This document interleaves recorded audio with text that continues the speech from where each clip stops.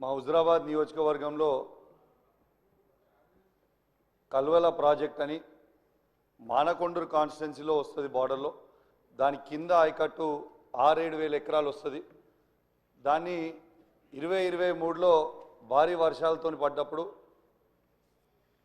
ఆ ప్రాజెక్ట్ అనేది కొట్టుకపోయింది. చాలా సంవత్సరాలది. ఆనాడు కేసీఆర్ గారి నాయకత్వంలో 70 కోట్ల రూపాయలతోని డిపిఆర్ చేసి పంపడం జరిగింది. ఇప్పటిదాకా పెండింగ్ ఉంది.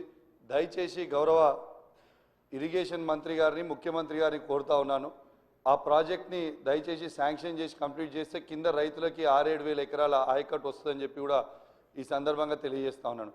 అదేవిధంగా అధ్యక్ష, మొన్న నా నియోజకవర్గంలో చెక్ డ్యామ్ని రాఘవ కన్స్ట్రక్షన్స్ కన్స్ట్రక్ట్ చేసింది. కాంట్రాక్టర్ తనుండే దాన్ని బాంబు పెట్టి పేల్చేయడం జరిగింది.